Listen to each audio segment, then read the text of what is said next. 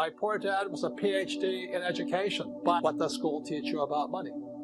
Did you learn anything about money at school? Most people don't.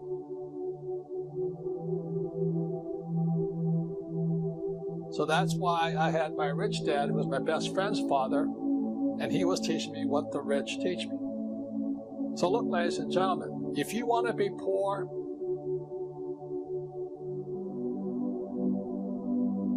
I hate to say this, you can go to school, but you still won't learn anything about money. And education is more important today, but what do you learn about money? Most kids not going to school,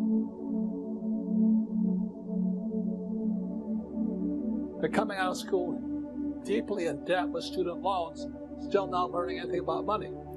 Look at the middle class. You know, they may have high-paying jobs, but the jobs are going away.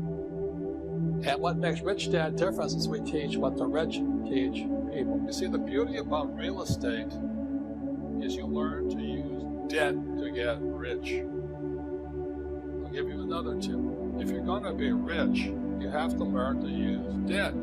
It's called other people's money. So when I hear poor people say to me, I don't have any money, I said, because you're an idiot. That's why. You're not supposed to use your money. You're supposed to use other people's money.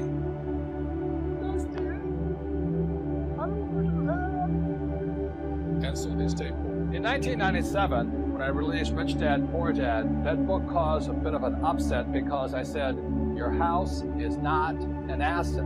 So in today's world, if you want to be rich, you have to know the difference between assets versus liabilities.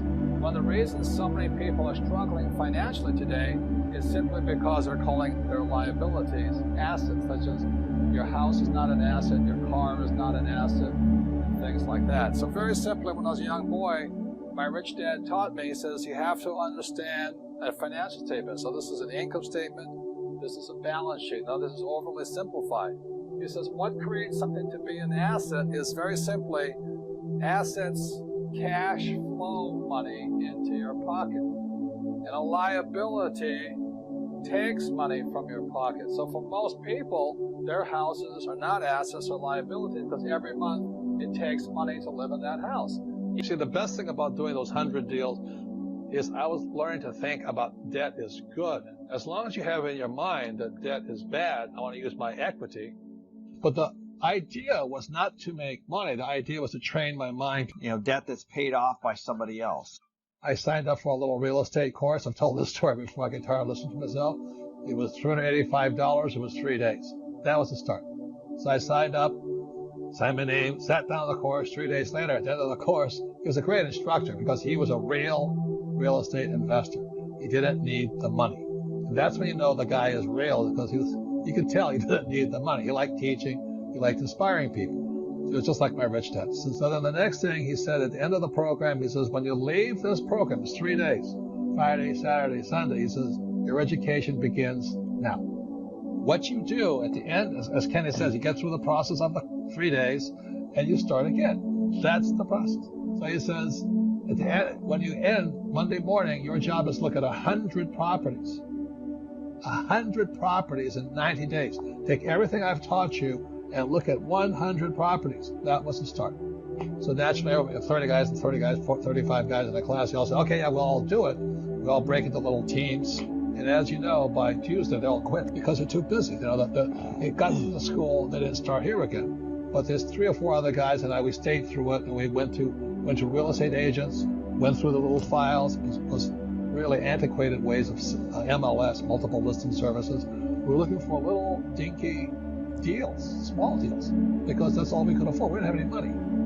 So I kept looking, I'd go knocking on doors at real estate agents, and realtors, they're not the best investors. So I was knocking on the doors, and the first thing they said to me, you can't do that here. This is Hawaii.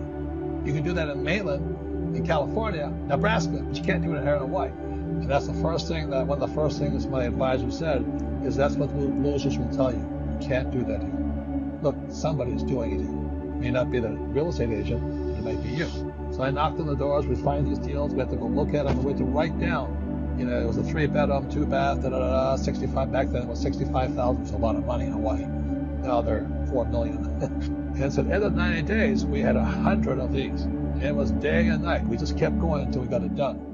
And that was the process. That's right. At the end of the process, I'd gone through 100 deals. And it was like, wow. I learned more going through the process, talking to real estate agents, knocking on doors, looking at different properties. And finally, I was desperate. This guy says, well, I got what you're looking for on the island of Maui. Now, most people think Maui is too expensive. How can that be? How can Maui be affordable? But that's your block. So I flew over to Maui. I found this little one-bedroom, one-bath condo right in Ka'anapali, the richest place on earth. Little one-bedroom, one-bath condo for $18,000. Holy mackerel. But the deal was I could not use any of my money. That was, the advisor said, I'm going to teach you so you'll never need to use your money again. If you can raise capital, you'll always be a rich man. I said, okay. So I go to this little $18,000 unit, little dinky thing. $18,000. I said, what's the price on it? He says, I mean, how much do I put down? He says, $2,000 or $1,800, 10% down. It's a foreclosure. I broke out my credit card and I bought it. So I had no money in the deal and I made $25 a month. No money in the deal, $25 a month. In my brain, I'll never need money again. I can never say I can't afford it. And I can never say I can't do that. I went, oh my God. And that's how I got started. So Kenny took off after that, and we still make millions of dollars. When the market crashed, we made even more. But the process is the same process. I have 100% debt. You know, my first property was $18,000. I put $2,000 down with a credit card, and I was making $25 a month. It takes absolutely no money. Well, it does take some money, but it does thinking. About 15 years ago, I wanted to have a little ranch. And Kim says, why? Ranches don't cash flow. They came off, I can get a ranch for free. Would you be happy? And she says, show me, you know. I mean, yeah. The point here is this, it's only up here. You know, so I went wandering around all over the Southwest and Tombstone and Bisbee, Arizona and all this. I'm looking for a property I can get for free. That was the challenge. She said, you can have as much land as you like as long as it's free, because it doesn't cash flow. It was 80 acres in Bisbee, Arizona.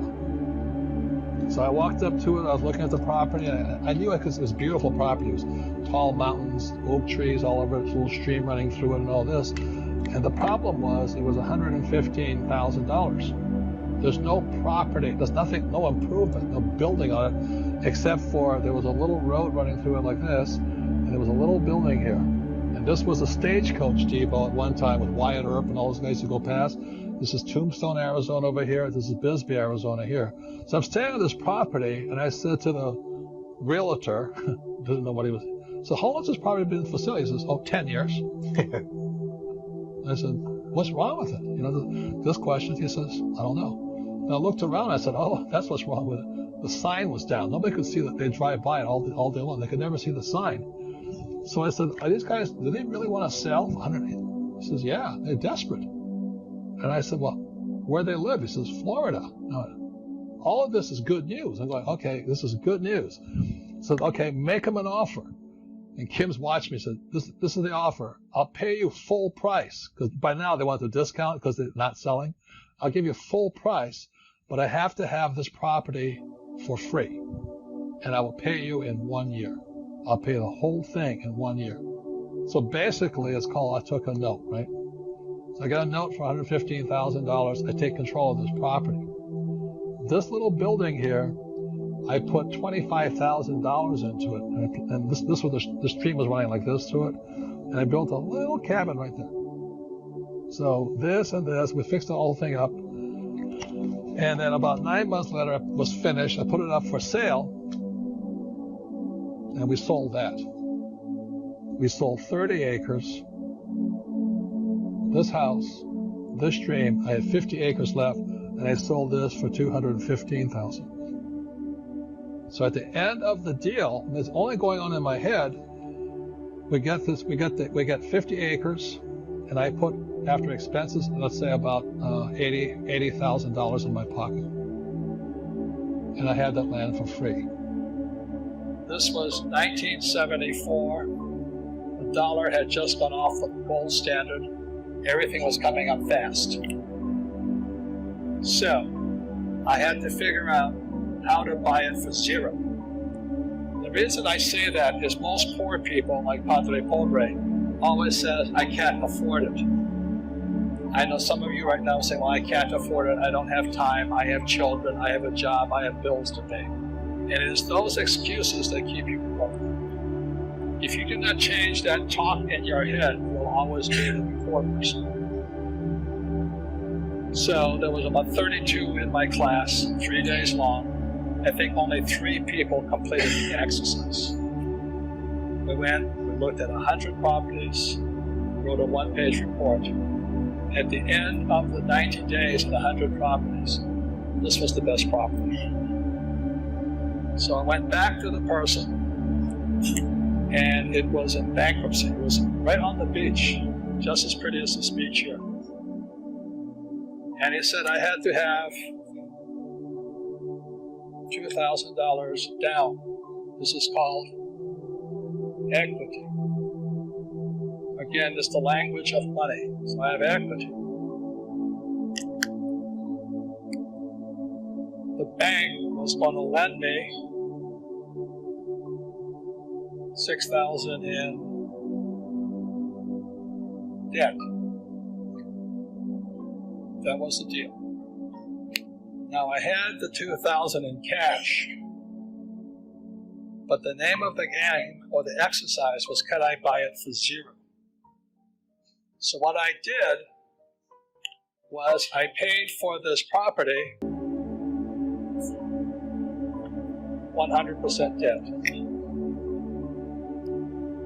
With that 100% debt, I made $25,000 a month.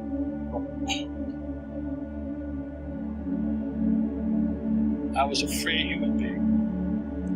I never needed money again. If you can make money. You see, the beauty about real estate is you learn to use debt to get rich. I'll give you another tip. If you're going to be rich, you have to learn to use debt. It's called other people's money. So when I hear poor people say to me, I don't have any money, I said, because you're an idiot. That's why. You're not supposed to use your money. You're supposed to use other people's money. But that's debt. I don't want to do that. And so they stay poor.